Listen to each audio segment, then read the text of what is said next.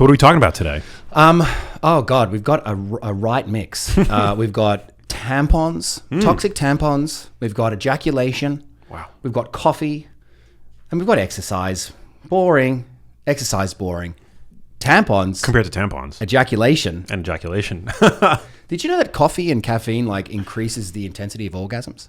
I did not know that. No, I don't know that that's true. I just saw it on a TikTok, and I think it might be true. Wow. I have this feeling like that makes sense somehow. Like it's a stimulant, and it would raise your adrenaline sensitivity to everything. There's a chance that I think it could increase the intensity of orgasms. What do you think? It also makes you have to poop if you drink enough of it. So I wonder how those two phenomena are reconciled in one body. Yeah. It's a time when you really shouldn't be having sex when you really should be at the same time. Yeah. Yeah, I suppose. I just wonder how that plays out. Have you put this to the test yet in your own? Yeah, I think I've had sex after coffee, and I think sex is always good. I mean, there is such a thing as bad sex, but I always mostly enjoy it. Like, I have a very rare bad time. Right. There's that famous, what is it, like a Seinfeld quote that pizza or sex is like pizza. There's no such thing as bad pizza. There's no such thing as bad pizza. Yeah, but there is. I guess there is. It really is. I've had some pretty. Yeah, when you have sex with someone you don't like, that sucks. Yes. Fair. Yeah. Fair point. And it happens. So coffee before sex. Coffee before sex. Is it a specific kind of coffee? Is it like...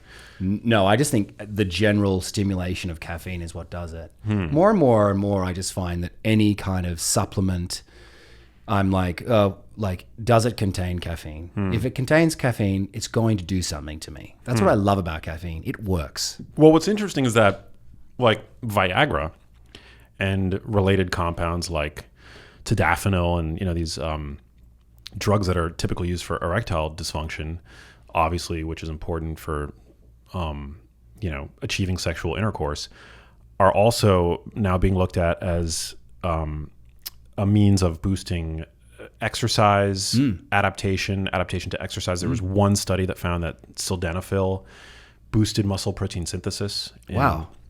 Yeah, to almost to the same level as 1 to 200 milligrams of testosterone might. Oh my God. Yeah.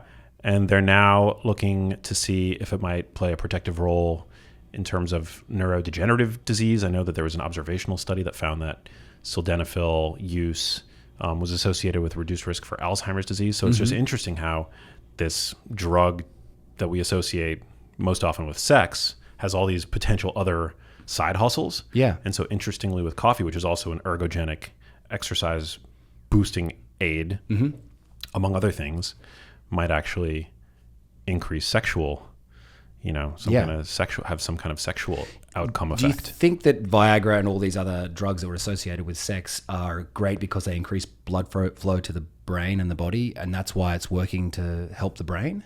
Maybe. Well, I know that sildenafil was initially discovered. It was initially being studied as a potential drug to treat hypertension, which is, hypertension is a risk factor for Alzheimer's disease and other forms of dementia. And so the same way that Ozempic and these, peptides like semaglutide are now being studied for a whole host of other positive health outcomes, they're now looking to see if it might help prevent Alzheimer's as well, because it can reduce blood sugar. It's a drug that's been used to treat type 2 diabetes for a long time prior to the effect that it's, that's well documented that it has on body weight. Are you talking about Ozempic now? Ozempic, yeah. So it's similar to sildenafil, where it's got all these pleiotropic, I think is the term, effects, where it has all these other benefits on the body that have these downstream effects with regard to other disease outcomes, other organs, beyond just the target organ. Like the target organ, obviously, with sildenafil is the penis, right? But it's seemingly having all these other systemic effects, that are seemingly positive. Yeah, I mean, it would also make sense that if you have a solid sex drive, that you're a healthy person. Yeah, like maybe that all leads together as well. What I found fascinating about learning about Ozempic is that people are stopping their social media habit. It's taking away people's habits for bad things. It takes away this, people are changing their lives on this drug. So they're getting into better shape, and it's encouraging them to like continue to like eat better and do better. And there are certainly downsides, like the amount of muscle loss that you lose when you're on Ozempic seems to be a bad thing. And also the fact that when you lose that much muscle and then you add in all the foods, the crappy foods that you used to eat, you open yourself up for the risk of type 2 diabetes. That's an issue. But what they were finding was that behaviorally, people were losing their addictions to social media whilst on Ozempic. Whoa. Pretty fascinating. That's super interesting. Yeah. We just did a podcast with Ronit and Vita from We Natal, and they brought up this really interesting trend, I guess, that's now happening where people that are, because a lot of people are now taking Ozempic, they're realizing that they're getting pregnant a lot easier than they were beforehand. That it's just because it's and this is not an endorsement for Ozempic. We don't know, I don't think we know what the long-term health effects are in non-diabetic population, people who are just obese or overweight. But we know that being obese is not good for you. And so when people are taking this drug that's seemingly having all these beneficial effects on blood sugar, on body weight, they're getting healthier. So other things are starting to work better, including their reproductive organs, apparently. It also just is a helpful kickstart for so many people who don't know where to go when it comes to losing weight. Just like, here, this will help you. Like, what if we could just take away your need to eat? And then you can figure it out as you go later on what to add back in. My neighbor was on Ozempic and I gave him some essential amino acids. I was like, just maybe take this a little bit if you don't feel like eating so that we hold on to a bit of that muscle and we don't lose so much of it, because you can become sarcopenic over time if you're not eating anything. Because he was feeling nauseous whenever he was around food and he didn't feel like eating anything. So I was like, maybe just drink this fruity concoction of essential amino acids and maybe that will help you. That's just me guessing now. Did you offer him any Shakewell? No, Shakewell, we didn't have any at the time, and we still are. We're going back into production because we're creating Shakewell, for anybody who doesn't know, is my protein drink, and we were having some issues with it. It's a fresh product that has to be shipped cold, and it was arriving to people, and it had gotten warm at some point through the shipping cycle, and so it was arriving off. So we've had to go back to the drawing boards, and what we found is that if we add lemon flavoring, like lemon powder or lime powder or grapefruit powder, keeps the acidity to a certain level that it can last for up to 60 to 90 days. Whoa. So we're taking away vanilla and chocolate and we're going, okay, lime, lemon, we're thinking like grapefruit, raspberry chocolate, things like these that have a certain acidity that works for shelf life. But it's been a learning curve. Interesting. Wow. Interesting. And Shakewell is like a whey protein, and whey protein we know is super high biological value. Yeah. Got to keep your protein up. Yeah. On any kind of weight loss plan, like if you're in a calorie deficit, self-imposed or otherwise, if you're taking one of these. What are you on right now? How many grams have you hit thus far today? Protein-wise, man, probably like sub 100, probably like, 60 or 70. Okay, that's good. And then what do you aim for in a day? I try to get about 160 grams a day. Oh, that's good. Usually Are you about 160 pounds? I'm 190 pounds roughly right now. Oh, okay. So you're doing the 1.6 grams per kilogram now? Something like that, yeah. Okay. I think I probably would, some days I probably am getting more closer to 1 gram per pound of my body weight, but I don't, that's not like my target. My target is 0.72 times. I don't know what that is, like 160 grams for me. Okay. Something like that. Yeah, good. Which is like easily done if you're eating 3 to 4 meals a day, you're getting about 30, 40 grams per meal, and then I throw a protein shake in there. Yeah. Are you saying it's easily done? Easily done, yeah. Yeah, good. Yeah. I think when about half of my plate is protein, and I'm eating about 3 to 4 meals, three meals per day, and 1 heavy protein snack, I'm there. I've nailed it. Do you change your training or your nutrition when you're preparing for a role? For this leading, did you have was there a degree of okay, I got to get myself in shape? Yeah. Well, you always run pretty lean and pretty fit. Yeah, I'm always in shape. But what I needed to do was kind of change everything based on the fact that I was always working and that I didn't have time to exercise. So I went back to 18-6 intermittent fasting. I just stopped eating breakfast and only started eating at lunch because I wasn't exercising most days. So I needed to keep my calories in check. I couldn't be having 4 meals a day and a protein shake, which is what I was doing before. I just needed to basically hold on to muscle and not overeat carbs, which is really difficult. It's funny when you create your own hours, you have a great privilege in being able to exercise as much as you want to, go for a walk when you want to. But when you don't, and you're called to set at 6 p.m. or 6 a.m. and then you go home at 6 p.m., you're like, oh my gosh, when does anyone get a chance to work out who has to work like this? Yeah. And so I kind of became pretty aware of my privilege. That's why I signed up to do some 4:30 a.m. classes, because I was like, I have to get in like about 4 or 5 workouts a week, because my brain needs it. And but yeah, creating your own hours is you get to really choose when you get to work out, and otherwise you don't get to do that. And it's really hard. So I went intermittent fasting, and then when it came to catering, because you're provided all your meals on a set, I was like, the first 2, so there's about 5 hot food options, and the first 2 are meat. It'll be like beef, chicken, and then it'll be rice and pasta, and then it'll be cooked vegetables, and then salads. And I would just take from the meat, skip the middle portion, which was the pasta and the rice, and go to the salad and just heap salad on top of meat. Because I was just like, this is the only way that I'm going to be able to eat enough calories to sustain myself, but also like not gain weight. But the snacks on a set are the worst. Like they're all like high carb, like muesli bars, granola bars, chocolate, candy, chips. It's nothing like of high protein. And I was just like, I'd avoid it like the plague. The first few weeks I was like, oh, cool, granola bars. And I was like, I can't keep doing this. I can't just always be reaching for a snack when I feel like one, because they're always there and they're always protein deficient. What do they call that? Craft services? Craft services, yeah. Why do they call it that? It's a good question. I actually don't know. I requested, and this was my diva moment because I was the lead. I was like, could we get a fruit bowl? And I was just like, that's my big diva moment. I just want some apples and oranges and bananas around. Just like too heavy a lift? No, it's not at all. And it was for everyone. And everyone was like, thank you. Are there any weird foods in Australia that you can't get here that would be surprising or like I would imagine the craft service bar would look pretty similar there compared to here, but just ultra processed foods with craft services. But then normal catering I think it's all pretty similar, honestly.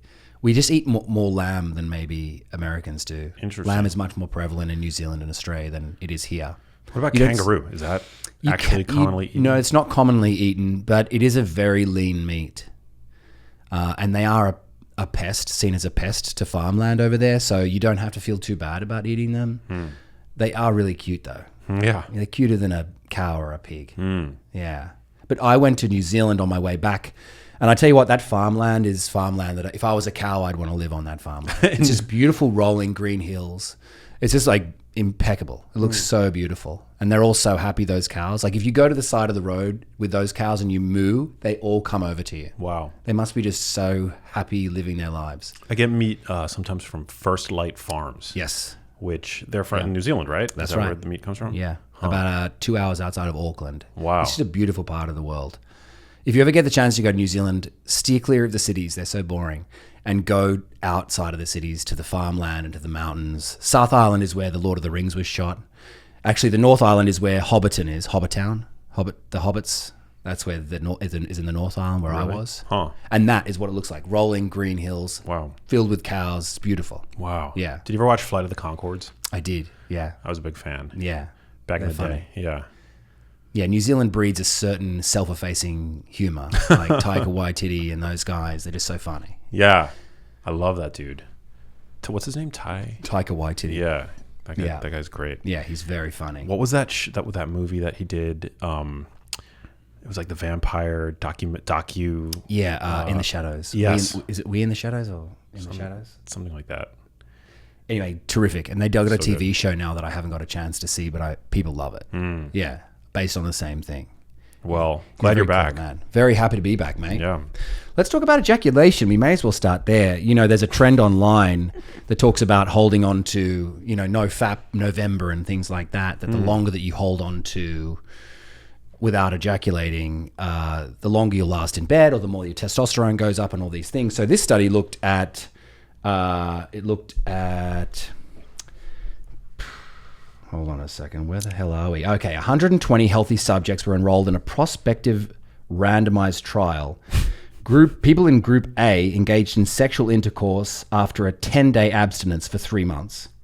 And people in Group B engaged in sexual intercourse twice a week for 3 months. And what they found was the people who engaged in more sex, aka the people who had sex twice a week for 3 months, could last a lot longer than the people who abstained for sex for 10 days and then had sex. Interesting. And they measured how long they were having intercourse, like actual literal intercourse, vaginal intercourse, for how long this was, that's how it was measured. Wow. And the people who were having sex more often lasted longer, which actually just makes sense. Yeah. It's like the longer that you're in the game, the better you're going to be at the game. Isn't that? Yeah. That's fairly, I feel like fairly intuitive. I think so. As a guy, right? Isn't there? I think like the more that you do it, the better that you're going to get at controlling it. Yeah.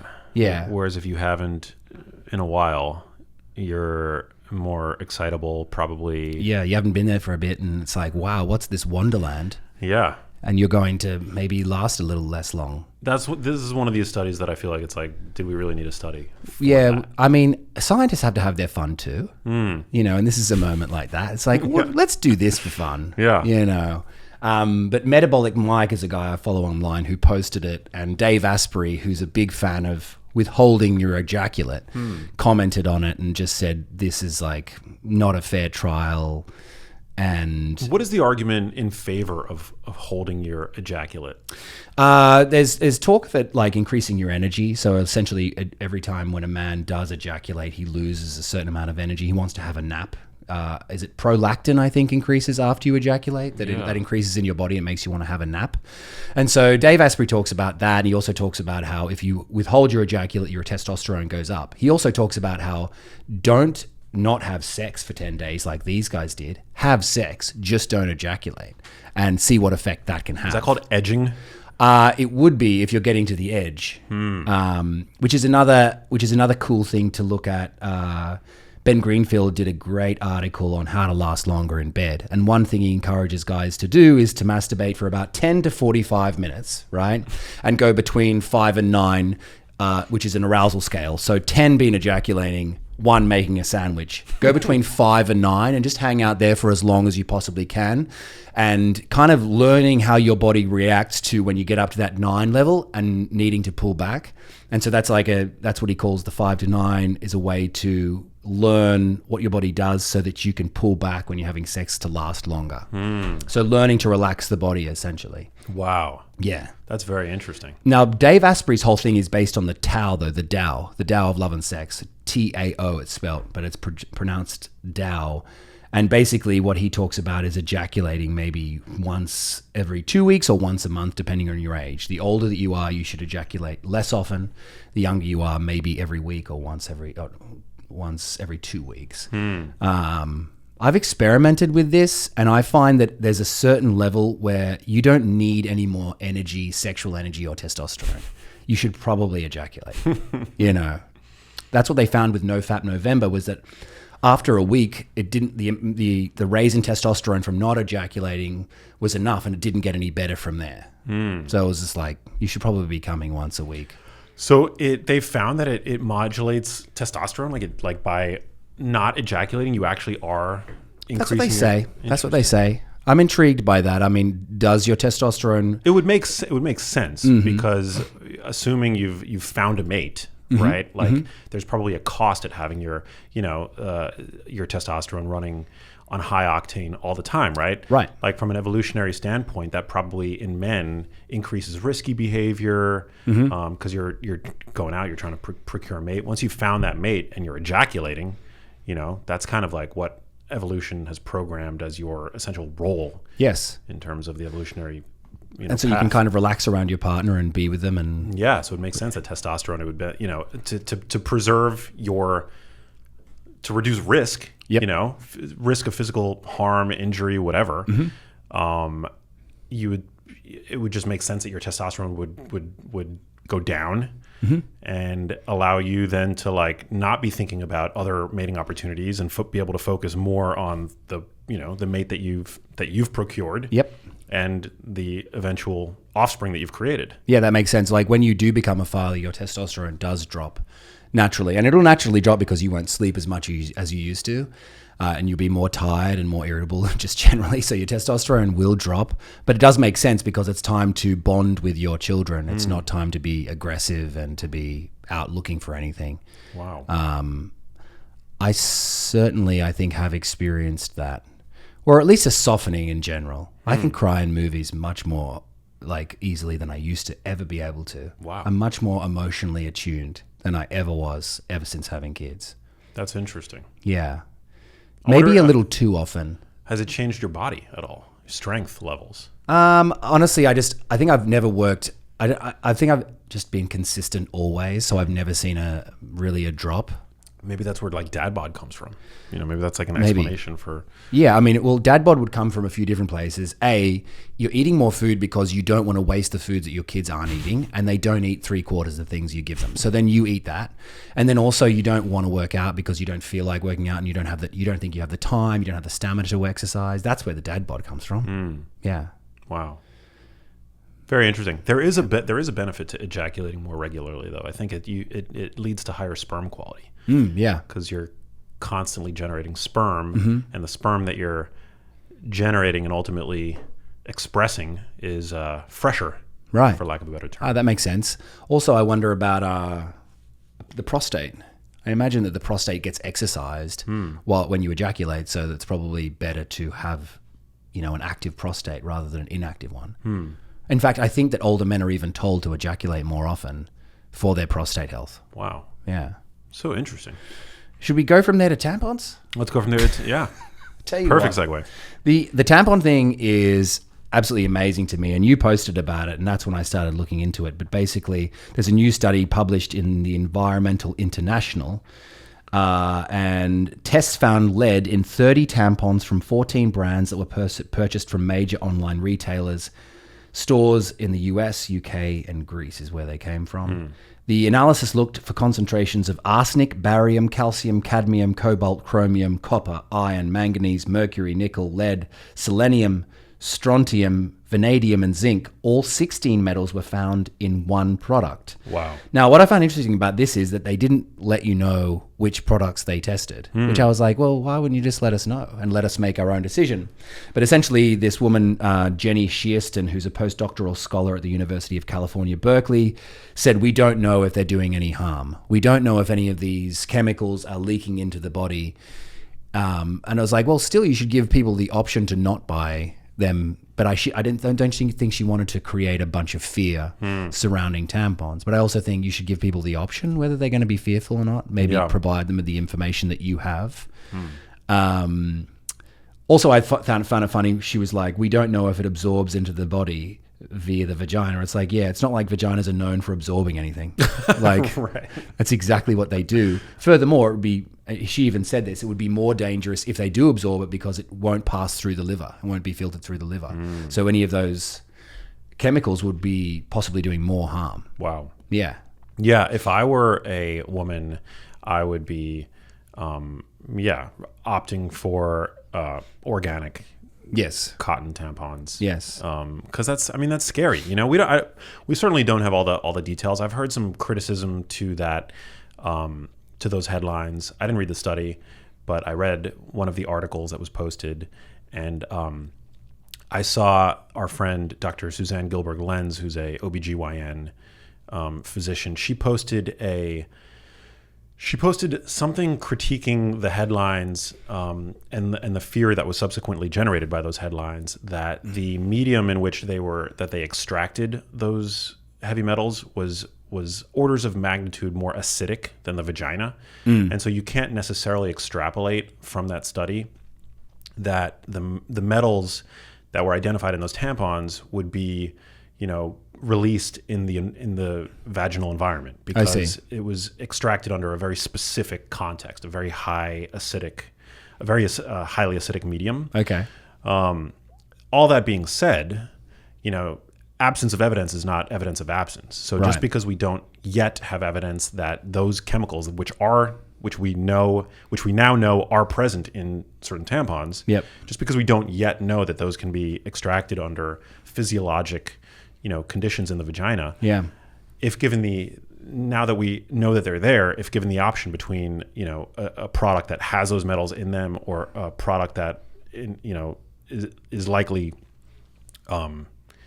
free of them, I mean, I don't know. It, you know, it doesn't. Why wouldn't you choose the Why one wouldn't you without choose? them? Yeah. Yeah. I guess cost is an issue, but sure, cost is an issue. And what they talked about was, where did those heavy metals come from? Did they come from the soil that the cotton was the soil the cotton was in, or were they added by the company in order to, you know, do something about lubrication or odor?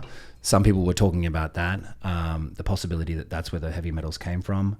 I mean, I do think it's interesting that these are just experiments done on women. Essentially, it's like, well, we'll see. Yeah. Hopefully it's okay. Exactly. You know, and it's kind of that, like, it's kind of just lackluster empathy on the part of businesses, where it's just like, well, I hope they're okay. It's like, well, maybe, you know, you could do better than that, you know? Yeah, and also there was asbestos in talc, you know, in talc powder for decades that, you know, young girls were using, parents were slathering it on, you know, on their daughters' private parts and boys, of course. But, you know, there was obviously a certain population in the quote unquote evidence-based community during that time that was, like, in all likelihood, parroting the same ethos of, like, don't worry about it yet until the science, you know, is settled, so to speak. And we know that that was a huge problem, led to increased rates of vaginal cancers, uterine cancers, and things like that. And so I think it's always wise to follow the precautionary principle. And it's not to, you know, in my view, I think it's not helpful to single out tampons as being like, oh my God, this is like the you know, the one smoking gun in all of women's health issues today. But it's, I think, illustrative of the larger issue that so much of modern life has become toxic. Yes. And that the body only has so many, you know, it has a finite capacity to defend itself against all of the many insults that are being waged against it today. And, you know, if it's not the tampons, it's, you know, our diets, and it's our produce, which now has higher levels of heavy metals than it might have in the past. Our tap water. Air pollution, pollution. Metals in the tap water. Yeah. I just bought a giant air doctor with your code, actually. Oh, thank you. A big one, actually. How many do I have in the house now?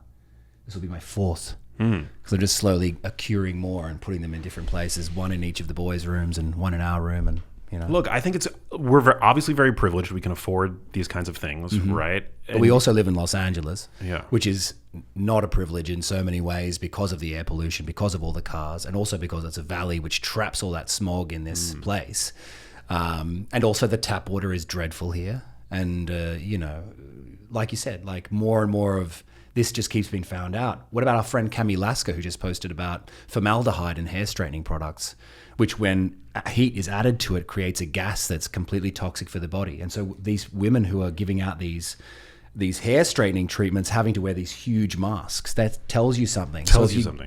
If you get it 4 times a year, for instance, and this particularly affects black women who get more hair straightening than anybody, getting like high chances of breast cancer because of this formaldehyde. And all these hair straightening products that are saying they're formaldehyde free using a different product which is exactly like formaldehyde. Yeah. It's like crazy. With probably less evidence. Right. And then what about the, you know, sunscreens? People are starting to come out about that, and like all the things that we're putting on our bodies and smothering over our organ of skin.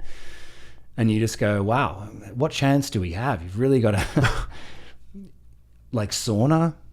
I don't know. How do you detox from heavy metals in this way? I just think you have to, you know, I don't think it's alarmist to raise awareness about these things. And once you're aware, then I think it's like I think it's called the Hawthorne effect. I could be wrong, but it's like with awareness comes behavior change, you know, and it's, I think it becomes fairly autonomic. You know, you don't want to freak yourself out about this stuff. You just want to do what you can in your life to reduce your exposure.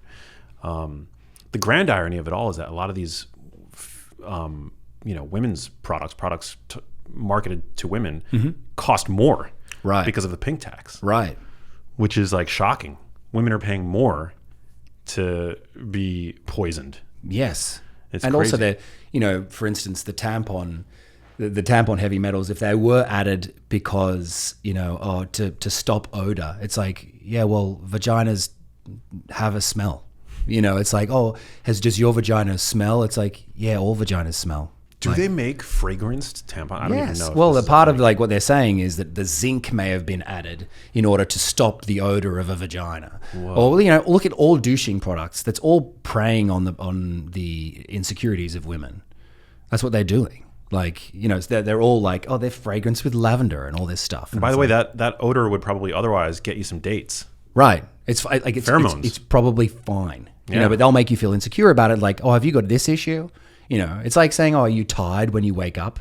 It's like, yeah, fucking idiot. Just woke up, But, women have had it worse than anyone as far as like preying on their insecurities is concerned. And all those beauty products that all have all that trash in them and that they're putting all over their face and in their hair and tampons. I mean, it's wild. I mean, yeah.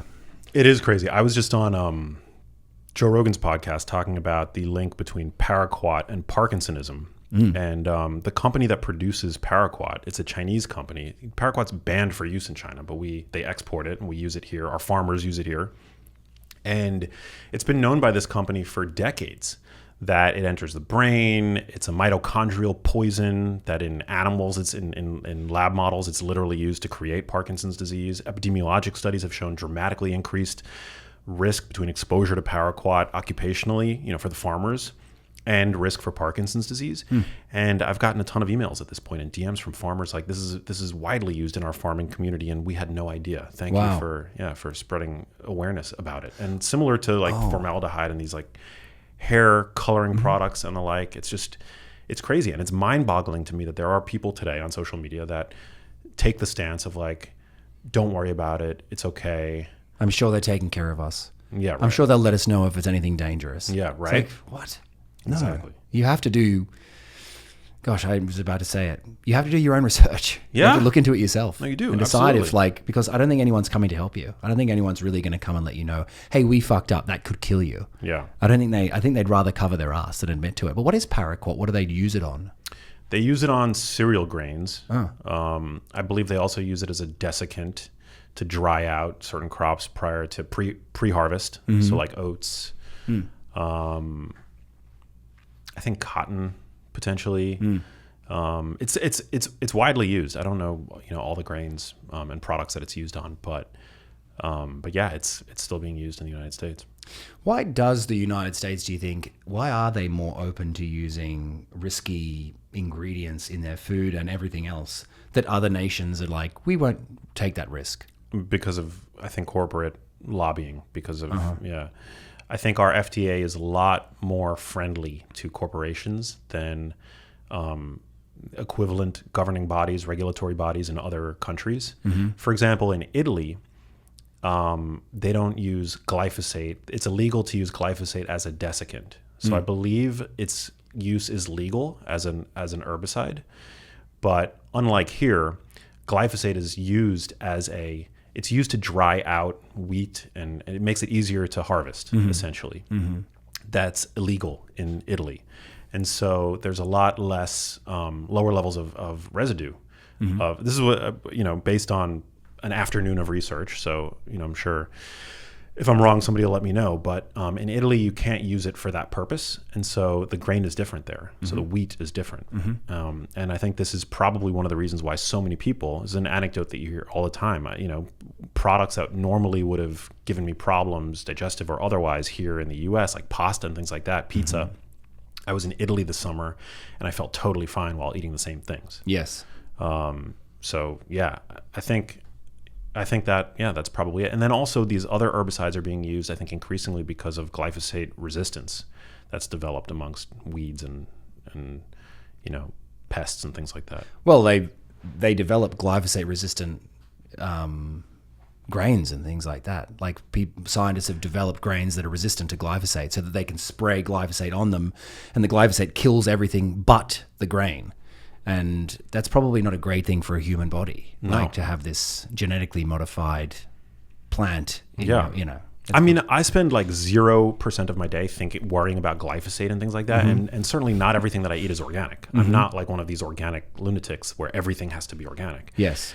But if I'm eating berries or if I'm eating an apple and I'm bringing it into my house, I go the extra mile to make sure that they're organic. Dark leafy greens and things like that. That's not to say that I won't eat a salad if it's not organic when I'm at a restaurant. Yes. Yeah. You can be a pest at a restaurant, like I'd prefer personally not to be a pest. Yeah. But when it comes to what I get to buy and take home, I'm happy to go the extra mile and get, organic produce. Definitely. I think worth it. If I'm bringing a banana into the house, is it organic? No. It's like avocados. Do I buy organic avocados? No. Berries, organic. Well, where you're eating greens. the skin or the peel or I love kiwi and I eat the skin on kiwi. I think it's like, because I'm eating the skin, if I were peeling the skin off, I wouldn't necessarily buy organic. But I also bought, my girlfriend turned me on to these fruit and vegetable washes that you can buy now at supermarkets. Yeah. I had not been using that. I just like rinse whatever. Me neither. I suck at that. I think and you know what's been disgusting with that is that with my sons, when I give them berries, I'll wash it for them. And when I eat it myself, I don't. I'll often not rinse my produce, which is not good. But these fruit and vegetable washes, I think it's either salt or baking soda. Baking soda. Yeah, they contain baking soda, which studies have shown can actually reduce pesticide residues as compared to water. I saw Liv Vitae. Is it? Yeah. I really like some of his content's really great. And one thing he was showing was strawberries. Washing them in baking soda is awesome for them, or takes away whatever residue is on them. But it seems like there's these things within. Are you within fruits and vegetables now? Have you heard of CRISPR? CRISPR. It's like a gene editing technology. It's a gene editing technology. And so people are showing, mangoes and watermelons where you can bend them completely over on themselves. They're kind of rubbery. And they've had this thing, I think it's called CRISPR, added to them. And they don't have to tell you that they added it to the fruit or vegetable. It's wild. Whoa. Very scary. I'm like, that doesn't look like an edit thing I want to eat right there. Yeah. But then there's that fruit, there's that apple one that they were spraying on all the apples, and they didn't have to tell people, they didn't have to tell anyone that either. It was a Bill Gates one, Monsanto one, or Bayer one. I just don't want to be like a guinea pig, and I don't think that's too much to ask. No, true, correct. Yeah. And the issue with speaking like this so often is that people are like, oh, well, okay, you guys can go and buy organic produce. Like, we have the privilege of having enough money to buy some organic produce. But it's like, it's as simple as that. I just don't want to be tested on. Yeah. I don't think these guys have our best interest at heart. I tend to have more of a self-interest than anyone else in me. And that'll be the way that I'd like it to be forever. I don't trust Bayer to take care of me. Yeah. Why should they? I'll take care of me. And also, if you were to one day get sick, there's little to no recourse. Like, who's going to have your back? Like, are you going to go through the effort of creating a class action, lawsuit against these companies? First, you'd have to prove that product was responsible for whatever you incurred. Yep. Which would be difficult, if not impossible, to do. And so you just have to recognize, I think, that ultimately nobody has your back in this world. And even if you were to get sick, you might be able to maybe possibly get some kind of monetary reward as a result. But do you really want that? Yeah. Is there any cost that's worth your health? Yeah. Or the health of your loved ones? I don't think so. Yeah. It also, even if you get some money for being sick, you're still sick, and it sucks. Like that. Nothing worse than that. Nothing. Yeah. Yeah. When you're sick, you'd pay any amount of money to not be sick. Not be sick. Yeah. Not to make money from Monsanto or Bayer. You don't give a shit about that at that point. You just don't want to be sick anymore. Exactly.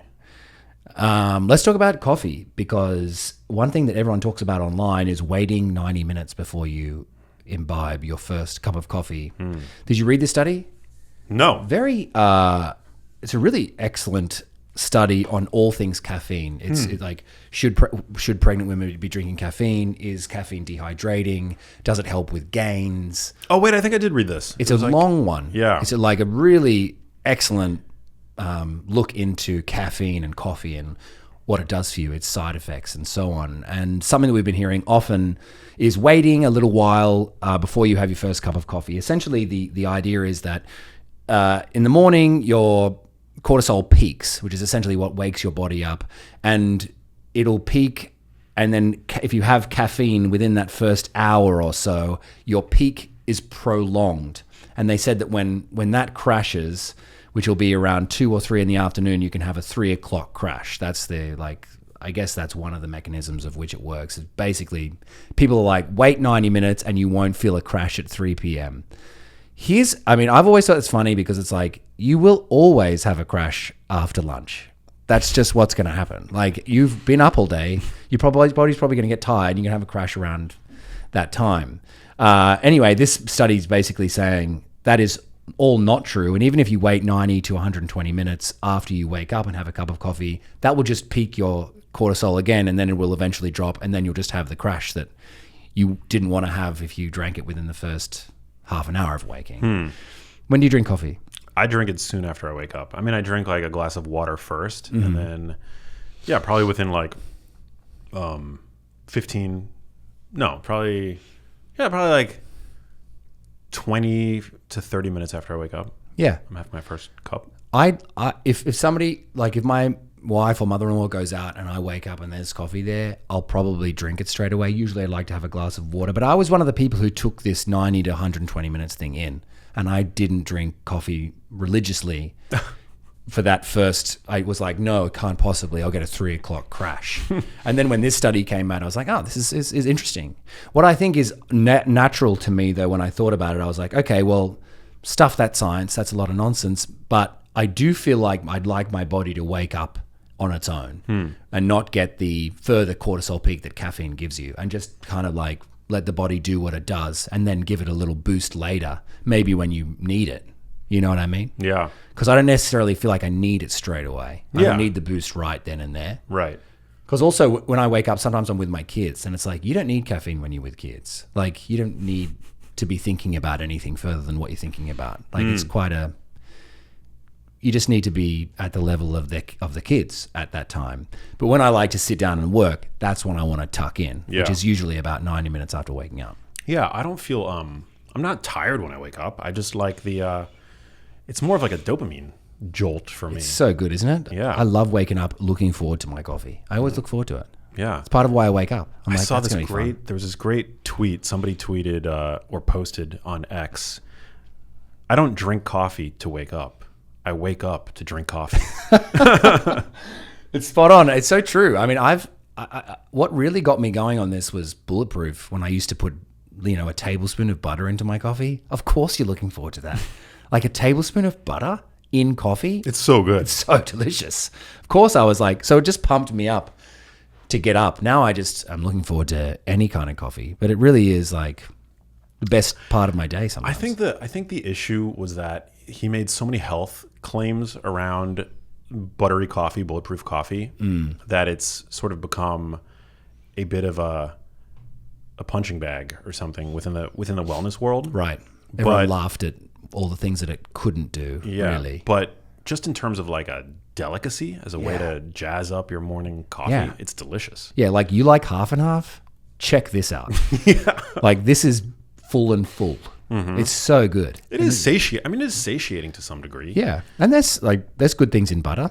Yeah. Like grass-fed butter is like, it's good for you. Yeah. But if you're a person who's looking to lose, you're a person who's looking to cut back on their fat. I don't find fat a hard macronutrient to get. I find it very easy to get because mostly I eat beef or I love olive oil. I find fat very easy to get. I don't need to add fat into my diet in order to get it. Exactly. That's just the way it is. Whereas a whey protein, which is just pure protein, I do have the need to get that in at some point.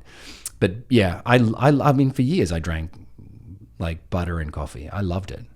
It's so good. Yeah, it is good. Yeah. For a little treat. Or if you want to do the full intermittent fasting and you really do need something to hold you over, I think it's great. Well, 1 tablespoon of butter is only 100 calories. So conceivably, I mean, if you wanted to blend, how much is 2 tablespoons of half and half is probably similar, probably about 100 calories. 100 calories isn't bad. It's not that bad. Maybe I was putting in more. Maybe. I was really getting heavy-handed. Well, if you put in a tablespoon of butter and then a tablespoon of the MCT oil, which is also part of that recipe, which I was doing for a little bit, again, mainly because I just thought the combination of the two blended up, it was so delicious. Yes. That's about 200 calories right there, but that's still not, if those are the only calories that you're drinking over the course of the day, whey protein shakes aside, that's really not that bad. Yeah. And you can find concessions to make in your diet to work that out, right? You're right. Yeah. You're right. Did you enjoy the feeling of it? Yeah, I thought I mean, Kind of prolongs your caffeine. Yeah, it probably slows down it probably flattens the curve, so to speak, of the caffeine infusion. So you're getting a much more tempered infusion of caffeine. Probably buffer some of the acidity, I would imagine.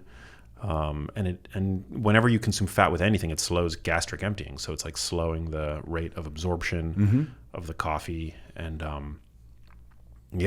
who knows if the addition of MCT oil, because MCT oil gets converted to ketones in the liver, medium chain triglycerides, can get converted to ketones. Maybe there's some other additive brain benefit. I don't think we know, but just in terms of its flavor profile, its mouthfeel, its texture, yeah, it's great. It's good. You're making me want to go back. I've gotten onto quad. I drink a quad shot latte. Wow, 4 shots. I like that. It's strong. I only have one.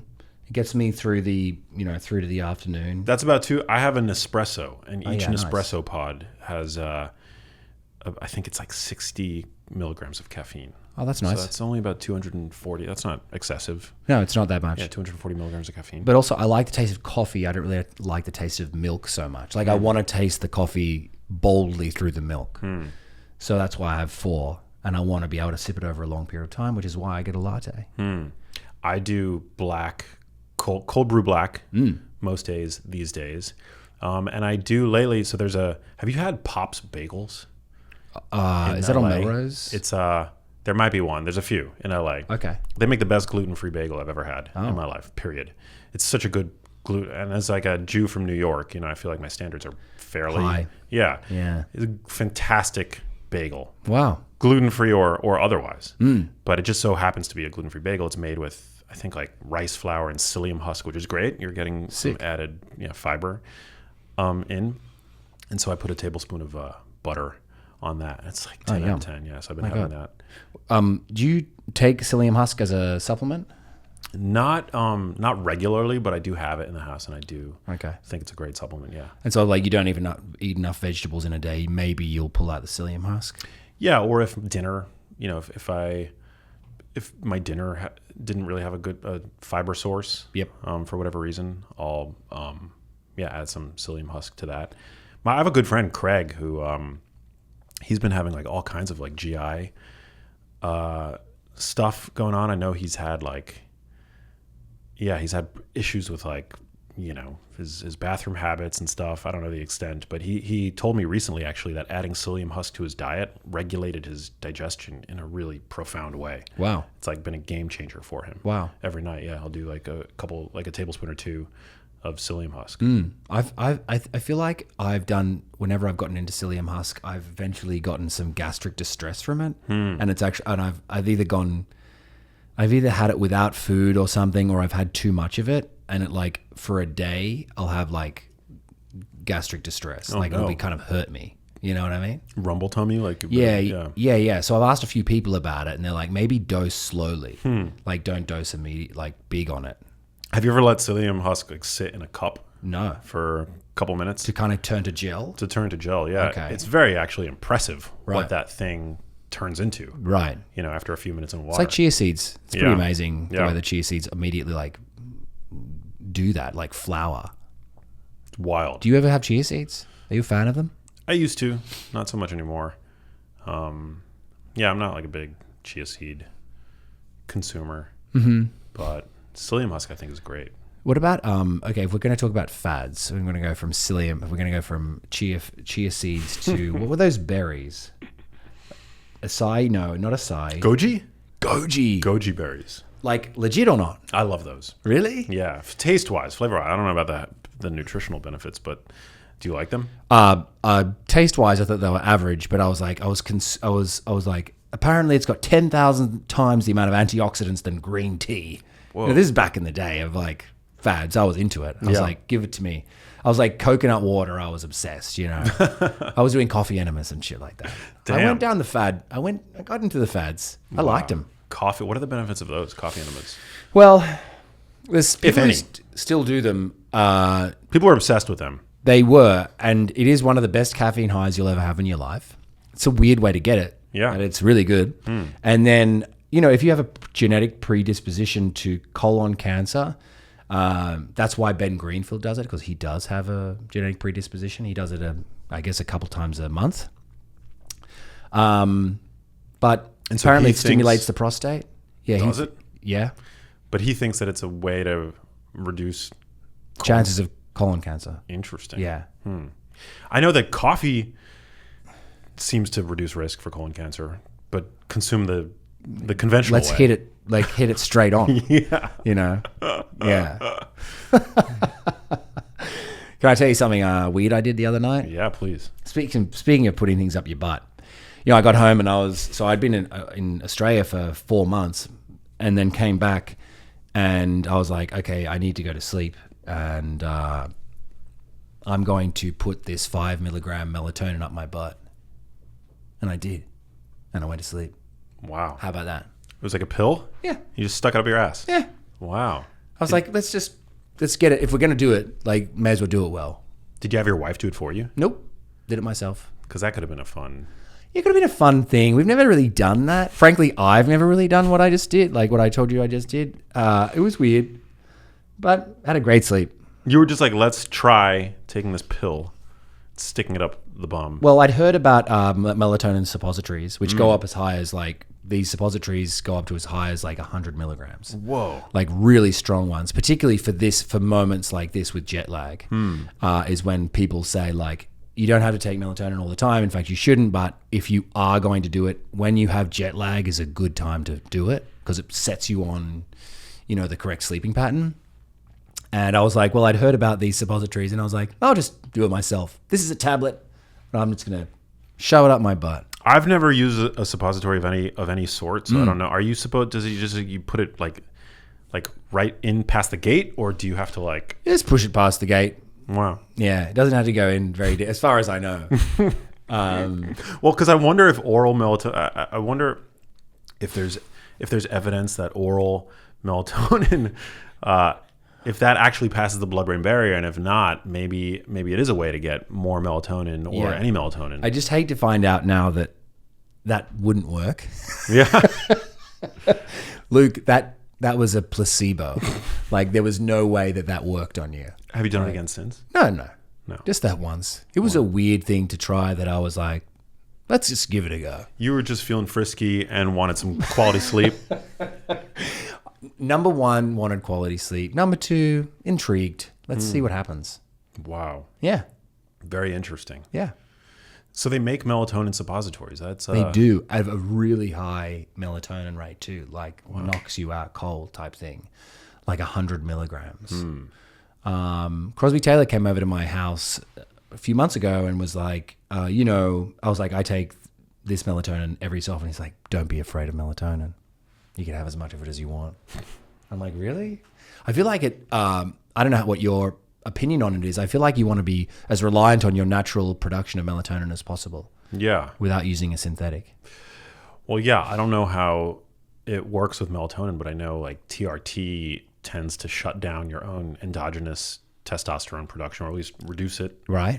Right. And so I would just be cautious were that to be the case for other hormones like melatonin, which is a hormone. Yeah. I don't know. I have to ask you about Joe Rogan. It was your second time going on Joe Rogan recently. Yeah. What's it like going into the lair of Joe Rogan? He's so great. I know. He's so great. Yeah. It was amazing, and he's so good at what he does. He's so present, and I had such a good time. And I feel like he really let me go in and talk about the things that I wanted to talk about. He didn't try to steer the conversation in any particular direction. He's good at that, isn't he? He's good at that. But I'll tell you what the most impressive thing about Joe Rogan is that I learned this time around. So I got to hang out with him after the recording. He took me into he's got a great gym. And so he took me back there and he showed me some of the, he's got all this incredible equipment. And so because I've had low back issues for a couple of years, and he put me through the gauntlet of some of these different low back machine things that he uses. And he really took the time to try as best he could to figure out what was going on with my low back. And I thought that was really, really kind and sweet of him. Yeah. But then actually the most impressive thing, we hung out again that night because I went to see him perform at Comedy Mothership, which is his venue that he just opened up in Austin. It's now the epicenter of comedy in Austin, maybe even in the country at this point. Like really fantastic breeding ground for up and coming talent. And then I got to hang out with him in the green room afterwards, as homies, because we'd record. It was my second time on his podcast, and he was super kind to me the first time, but it was just great getting to hang out with him outside of the recording studio. Yeah, and in the green room, you've got all these up and coming comedians, like kids, that are just getting started, along with other comedians that are, I guess, more accomplished, more buzzworthy, but really the gamut. And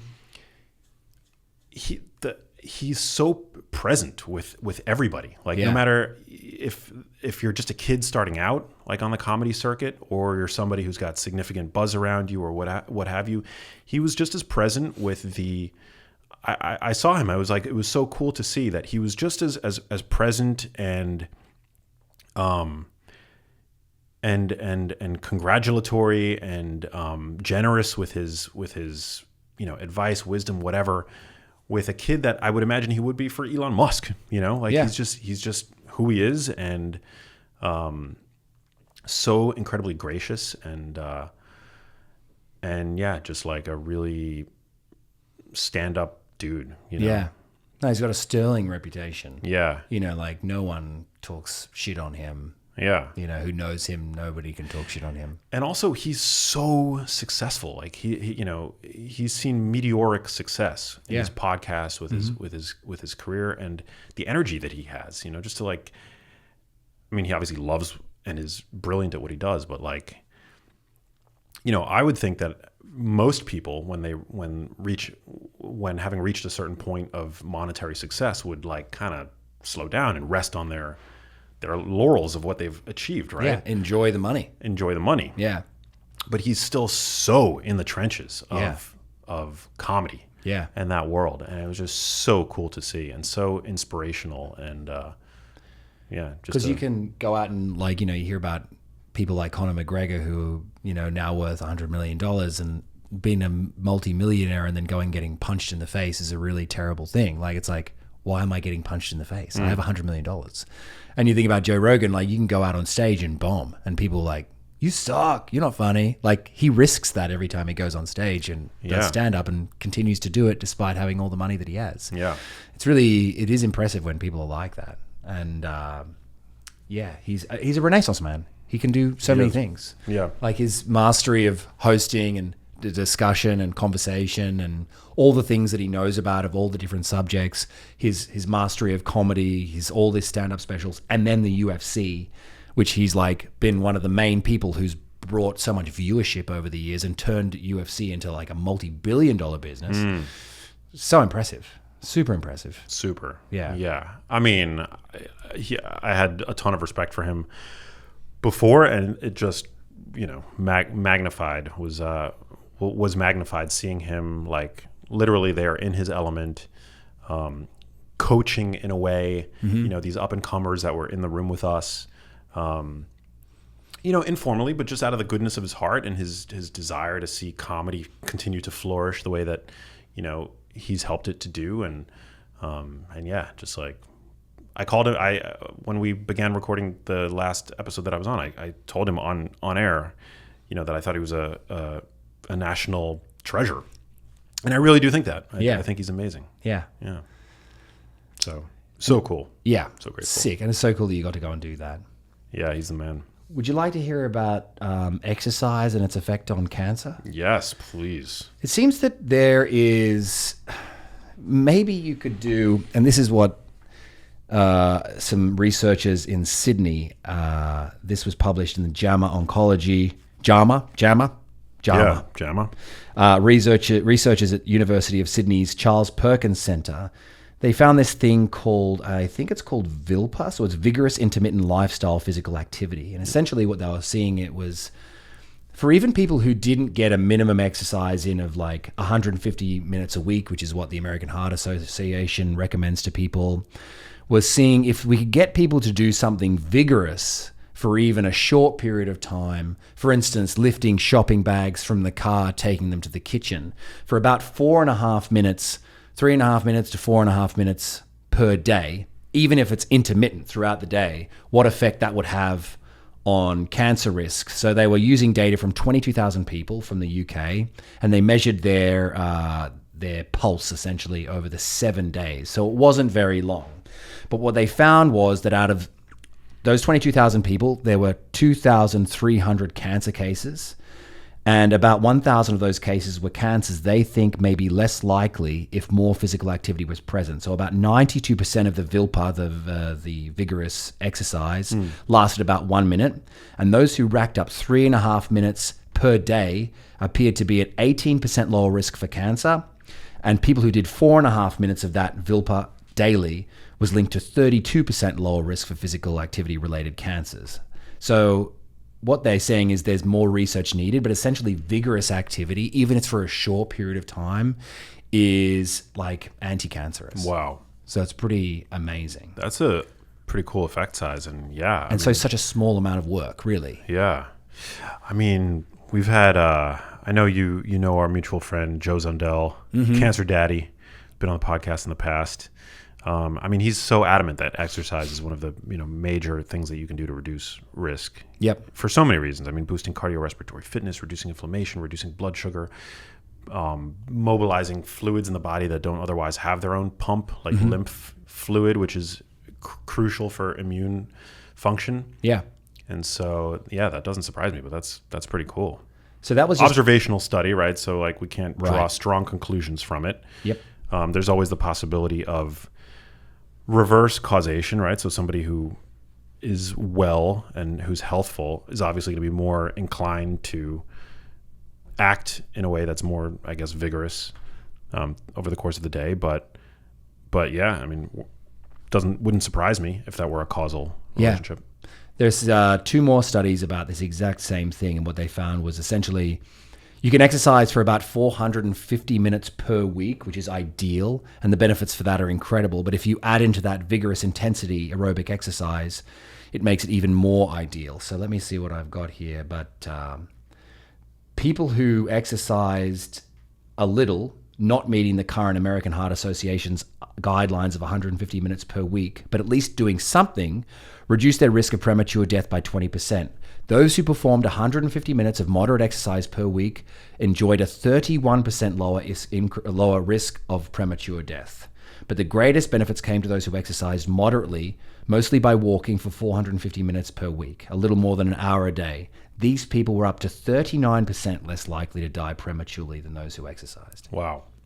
So it's kind of like this, if there is like to be like the idea of a 4.5 minute like intense exercise or 450 minutes of just movement throughout a day, it seems like that's almost a minimum dose that if you hit that, you're in good standing. Yeah. Yeah. How do you get your walking in living in LA? Oh, I have I'm a real nerd. I've got a standing desk with a treadmill underneath. Wow. I hit 10,000 steps by 11 a.m. this morning. That's amazing. Yeah.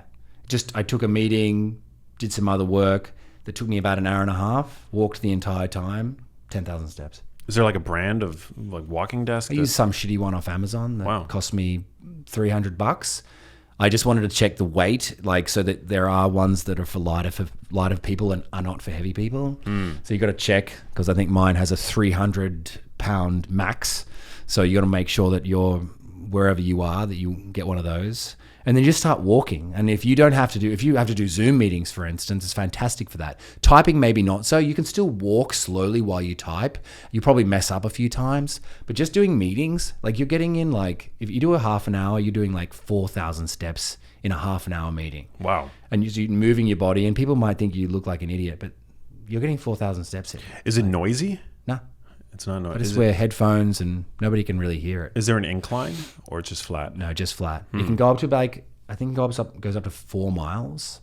I never really need to go there. 2.5 miles is where I usually just sit, and that's like 3 miles is like a pace.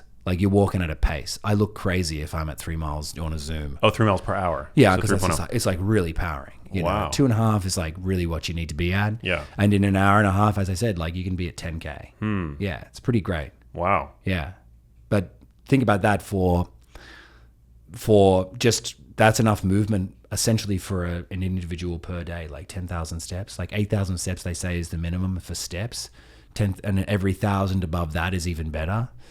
10,000 in an hour and a half while you're doing a meeting, it's like, go lift some weights a little bit and you're great. Yeah. You know? I mean, that's one of the hardest things about living in LA for me is that it's so hard to get your steps in because it's so not a walkable place. Yeah, it's so not a walkable place. I mean, it's like there are certain pockets where walking is a bit more practical, but just in general.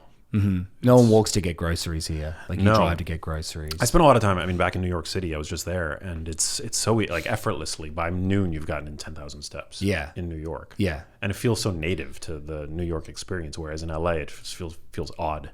Yes, to walk. Yeah. Yeah, it really people does. are looking at you like, does this guy not have a car? Or like, is he homeless? You know? Sometimes I even walk in my neighborhood and I feel like a stranger there. I'm like, this is so weird. I can't believe I never come down here. Yeah. You know? I need to look into that. Yeah. I mean, if you want to, I do feel like it, like standing desk is a lot, right? It's like, oh, wow, this guy's got a standing desk. Like, wow. And then you have a treadmill under that standing desk. Like you're really getting it. But I feel like if you're going to stand, I find standing annoying. I find walking really like you've got a standing desk right here that you edit at. You could do it. Yeah. As long as you don't have to be too like fiddly, which maybe you sometimes do when you edit, but you could get it in. Well, also I feel like standing in one place in one position for very long doesn't necessarily feel good for you, you know, because you're slouching anyway, but you're not moving, and so the blood is like draining, you know, gravity's like pulling it down to your legs, and so with you still need movement. I don't necessarily know that standing in one place is all that much better for you. Yeah. Then I mean, biomechanically it's probably somewhat better in that you're not contracting your hamstrings and you're tightening your hip flexors as you would otherwise from sitting in one position. But it's probably not good for you just to stand statically in one position either for an extended period of time. I didn't enjoy it when I had the standing desk. I was like, this kind of sucks. I wish I was sitting down. Yeah. The treadmill has changed that. But walking's great. Yeah, it's awesome. As long as you don't have to be too fiddly, or you just you'll have to proofread your emails before you send them. Like just because you're more likely to make a boo-boo. Do you do it? Can you do it barefoot, or it doesn't matter? I barefooted. Wow. And mostly barefoot. Yeah.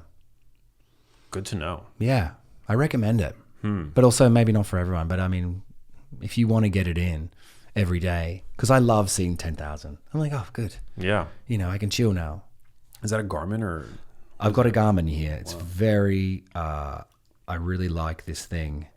It gives me a sleep score in the morning, which I appreciate. It has a thing called body battery, which is essentially like, where you at with your body? Like, you should probably take a nap now. Do you wear that thing to sleep? I do. And it tells me I think, good statistics. You also have an Oura ring on, so you're jacked up.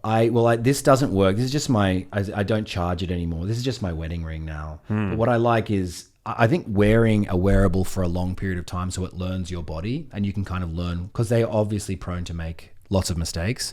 But if you can wear one for a long time, you can learn to like trust it a little bit, because it's going to give you similar readings based on all of the, like, it knows you, it's learning you as you go kind of thing. Have you heard of this app called Natural Cycles? Maybe your wife uses it. It integrates with the Oura ring. Yes, the HRV, it like looks at your HRV. Temperature stuff. It's like it tracks a woman's cycle. Yes. And then it can be used both as contraceptive, like as birth control, but also as a way to optimize for fertility, depending on what your goals are. Our doula, who had her baby maybe a couple of months after we had our second child, she was using the Oura ring to track her for when she was ovulating, to try and get pregnant.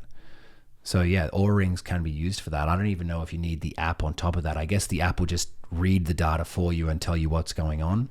The app makes it really intuitive. It's like, that's cool. It's like day to day. It's like, use protection today. Yeah, right. Wow, that's great. Today you are not fertile today, you know? And it also has like a partner version of the app where you can invite your partner. They download the app, and then you essentially have a dashboard to your partner's uterus. Oh, that's amazing. And it tells you, like, yeah. That's and then you get updates they don't necessarily get. Like, today would be a good today's a good time to check her boobs for whatever, That's cool. It's pretty dope. It also could let you know, like, hey, PMSing today, maybe a foot massage. Yeah. Like, could you be extra nice today? Like, be a bit cautious with your words today. That would be helpful. That's totally useful. Like, it'll be totally useful. I would get on that. Super. Yeah. Yeah. Well, Lou Cook, this was super fun. As always. A joy. Yeah. Love it every time. I'm often in like establishments, whether like Whole Foods and I hear that bass line that I feel like you've used a number of times to some of your videos. It's like, dun, dun, dun, dun, dun. And then I picture you in like your underwear. Oh, yeah. With like your... I love a bass line, like especially one I can walk to, I only play air bass. Like, I can't play actual instruments. I play air instruments really well, though. So good. Yeah. There are so many reels of yours that have reached iconic status. Yeah, many viral movies, many viral reels, and it's funny to go back now because I have less time to produce like reels, so I'm just like reposting ones that are old, and I enjoy looking back on them. It's funny to look back on ones that I thought were funny that aren't anymore. That is interesting. Yeah. But the ones of Kim Kardashian fake eating Beyond Burgers and things like that, just fascinating. And they went very viral. In fact, Kim responded to it when I mocked her about that. She said, she posted a video like, "Come on, guys," was the caption. It was her like biting the Beyond sausage and the Beyond patty, but not swallowing it. And so of course I mentioned that in the video. And she responded to it, your video? She responded to my video mocking her because so what the original video was her in a Beyond Meat ad with a Beyond Burger eating it, but it was a half burger that didn't have a bite out of it. And so she's like, it was like, she hasn't eaten that. She hasn't taken a bite. That's fake chewing. So I posted that went viral. She kind of responded to that, kind of going, "Come on, guys," with her chewing a Beyond sausage and a Beyond patty, of which she's chewing it, but she doesn't swallow it. So I responded to her video going, "Yeah, but she didn't swallow it." Not in that video anyway. Wow. My wife called it. Yeah, my wife was like, "Luke." Still good though. Damn. How can people find you online? At the Luke Cook on TikTok and Instagram. That's it. Hell yeah. Well, you're the man. Thanks for coming in. Love doing these. A joy. Thanks so much for having me. Always a joy. Hey, if you liked that video, you need to check out this one here, and I'll see you there.